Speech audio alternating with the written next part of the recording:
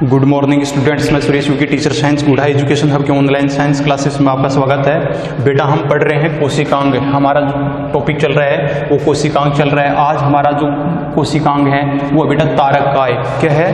तारककाय, centrosome. तारककाय, centrosome. बेटा इसकी खोज किसने की थी? तो खोज करता है बेटा इसके वोन बेंडेन। क्या है? वोन बेंडेन नामक वैज्ञानिक ने इसकी खोज की थी। बेटा कोशिका में केंद्र के पास तारेनुमा संरचना के रूप में पाए जाने वाले कोशिकांग को तारककाय कहते हैं। बेटा आपने देखा होगा कि जैसे ये कोई कोशिका है, ये कोई कोशिका है और ये कोशिका में केंद्रक है। इस केंद्रक के पास बेटा, इस केंद्र के पास आपने देखा होगा तारेनुमा संरचना के रूप में जो भाग पाया जाता है, जो संरचना पाई जाती है तारेनुमा संरचना के रूप में। किसके रूप में बेटा? स्टार शेप तारेनुमा संरचना के रूप में जो तारेनुमा संरचना के रूप में जो कोशिकांग पाया जाता है उसको बेटा हम क्या कहते हैं? उस कोशिकांग को हम क्या कहते हैं? तारककाय कहते हैं। क्या कहते हैं बेटा? तारककाय, सेंट्रोसोम कहते हैं। तारककाय या सेंट्रोसोम कहते हैं। ठीक है। तारककाय के दो भाग होते हैं जिन्हें तारक केंद्र कहते हैं। तारककाय के बेटा कितने भाग होते हैं? दो भाग होते हैं जिन्हें तारक केंद्र कहते हैं। बेटा कोशिका विभाजन के समय, सेल डिवीजन के समय, कोशिका विभाजन के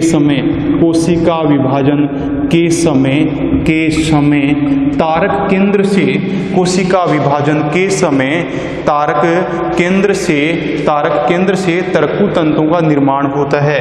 कोशिका विभाजन के समय तारक केंद्र से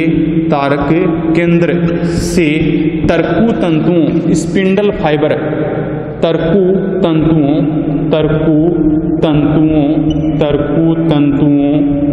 स्पिंडल फाइबर का निर्माण होता है। तरकु तंतुओं का निर्माण होता है। बेटा कोशिका विभाजन के समय तारक केंद्र से किसका निर्माण होता है? तरकु तंतुओं का, स्पिंडल फाइबर्स का निर्माण होता है। बेटा आगे आप ये लिखेंगे अगले पॉइंट में कि तारककाय केवल जंतु कोशिका में ही पाया जाता है, पादप कोशिका में नहीं पाया जाता। तो आप लिखेंगे तारककाय केवल जंतु कोशिका में ही,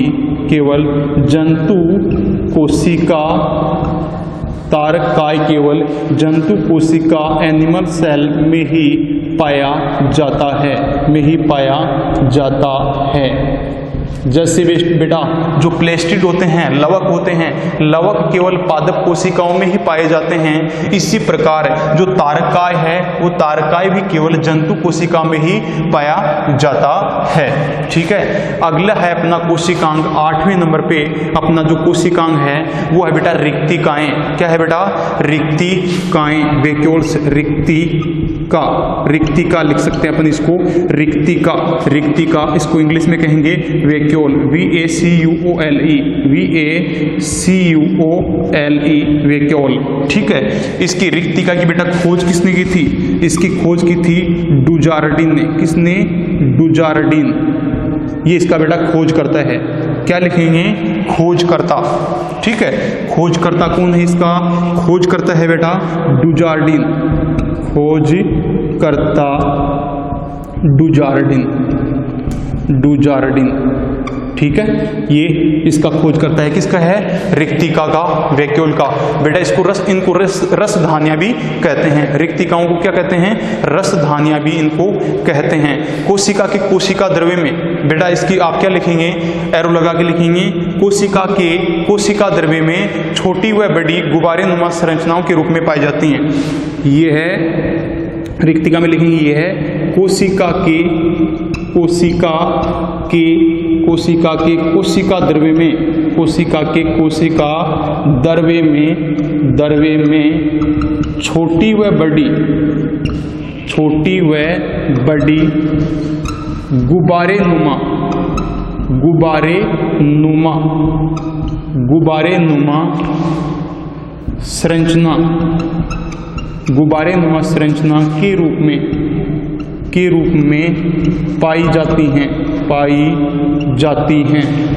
में पाई जाती हैं। कोशिका द्रव्य में गुब्बारेनुमा बबल शेप संरचना के रूप में पाई जाती हैं। इनमें भरा तरल द्रव्य कोशिका रस कहलाता है। इनमें जो बेटा तरल लिक्विड जो फ्लूइड भरा होता है, इनमें जो तरल द्रव्य भरा होता है वो क्या कहलाता है? कोशिका रस कहलाता है। तो लिखो, इनमें भरा तरल द्रव्य, इनमें भरा तरल द्रव्य कोशिका रस कहलाता है। क्या कहलाता है? कोशिका रस, सेल्यूस कोशिका रस कहलाता है। इनमें भरा तरल द्रव्य कोशिका रस कहलाता है। ठीक है बेटा, इस कोशिका रस में इसमें वाटर भी होता है, इसमें मिनरल्स भी होते हैं, इसमें विटामिन्स भी होते हैं, इसमें वेस्ट मटेरियल भी हो सकता है। ठीक है ना, इसमें एमिनो एसिड हैं, इस प्रकार इसमें फैट भी, इस अनेक इसमें पदार्थ हैं वो भरे होते हैं। ठीक है, इनमें भरा तरल द्रव्य कोशिका रस कहलाता है। यह कोशिका को स्फीत बनाए रखती हैं। बेटा ये क्या करती हैं? यह कोशिका को स्फीत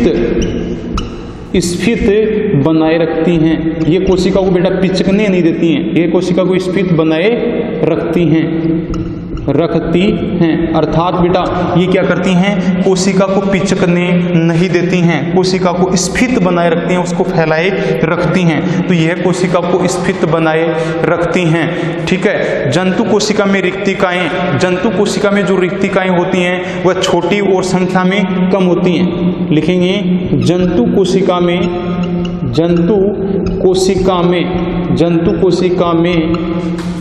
रिक्तिकाएं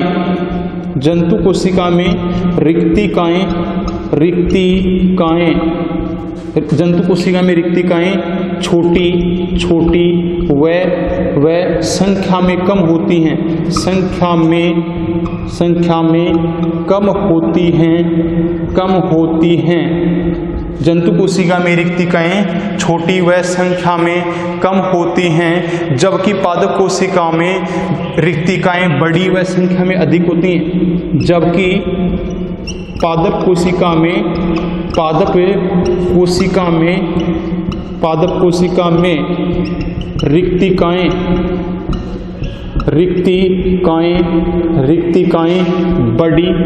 रिक्तिकाएं बड़ी व संख्या में अधिक होती हैं। वह क्या लिखेंगे बेटा? संख्या में अधिक होती हैं। ठीक है, इस प्रकार पादप कोशिका में क्या होती है? ये आकार में बड़ी होती हैं और संख्या में भी अधिक होती हैं, जिसके कारण पादप कोशिका में जो केंद्रक है वो परिधि की ओर होता है, जिसके कारण पादप कोशिका में केंद्रक, पादप कोशिका प्लांट सेल, पादप कोशिका में केंद्रक परिधि की ओर होता है, परिधि की ओर होता है। ठीक है, जबकि एनिमल सेल में क्या होता है? एनिमल सेल में केंद्रक मध्य भाग में पाया जाता है, क्योंकि एनिमल सेल में रिक्तिकाएं छोटी होती हैं, जबकि प्लांट सेल में रिक्तिकाएं क्या होती हैं? बड़ी होती हैं, लार्जेस्ट होती हैं। इसलिए जो प्लांट सेल में केंद्रक होता है, न्यूक्लियस होता है, वो परिधि की ओर होता है। ठीक है बेटा, तो इस प्रकार आपके यहाँ पे अब कोशिकांग हैं वो कंप्लीट हो जाते हैं। कोशिकांग क्या हो जाते हैं बेटा? कंप्लीट हो जाते हैं। ओके बेटा, आप इसका जो ये वर्क है आप अपनी नोटबुक में इसको नोट करेंगे। ठीक है, ओके।